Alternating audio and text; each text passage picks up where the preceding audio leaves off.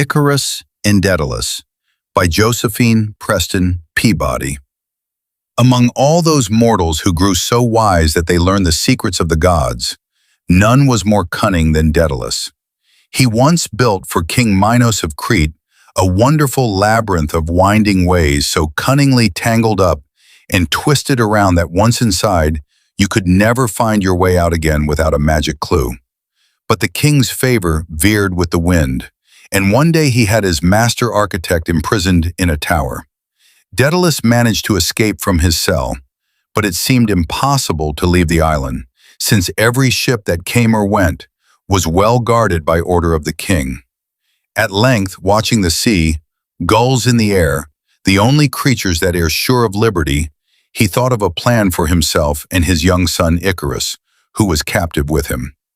Little by little he gathered a store of feathers great and small.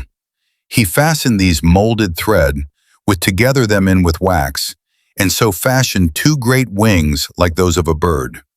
When they were done, Daedalus fitted them to his own shoulders, and after one or two efforts, he found that by waving his arms he could winnow the air and cleave it, as a swimmer does the sea.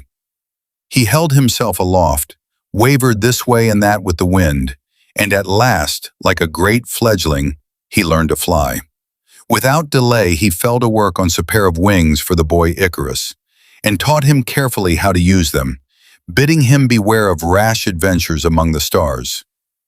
"Remember," said the father, "never to fly very low or very high, for the fogs about the earth would weigh you down. But the blaze of the sun will surely melt your feathers apart if you go too near." For Icarus, these cautions went in at one ear and out by the other. Who could remember to be careful when he was to fly for the first time? Are birds careful? Not they. And not an idea remained in the boy's head but the one joy of escape. The day came, and the fair wind that was to set them free. The father bird put on his wings, and while the light urged them to be gone, he waited to see that all was well with Icarus, for the two could not fly hand in hand. Up they rose, the boy after his father. The hateful ground of Crete sank beneath them, and the country folk, who caught a glimpse of them when they were high above the treetops, took it for a vision of the gods. Apollo, perhaps, with Cupid after him. At first there was a terror in the joy. The wide vacancy of the air dazed them. A glance downward made their brains reel.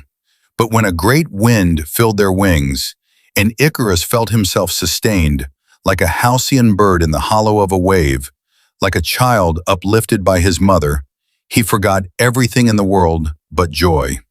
He forgot Crete and the other islands that he had passed over. He saw but vaguely that winged thing in the distance before him that was his father Daedalus. He longed for one draught of flight to quench the thirst of his captivity. He stretched out his arms to the sky and made towards the highest heavens. Alas for him! Warmer and warmer grew the air. Those arms that had seemed to uphold him relaxed. His wings wavered, drooped. He fluttered his young hands vainly. He was falling, and in that terror he remembered. The heat of the sun had melted the wax from his wings. The feathers were falling, one by one, like snowflakes, and there was none to help. He fell like a leaf tossed down the wind, down, down, with one cry that overtook Daedalus far away. When he returned and sought high and low for the poor boy, he saw nothing but the bird-like feathers afloat on the water, and he knew that Icarus was drowned.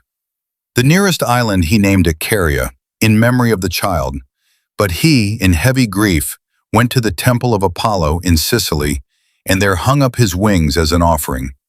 Never again did he attempt to fly.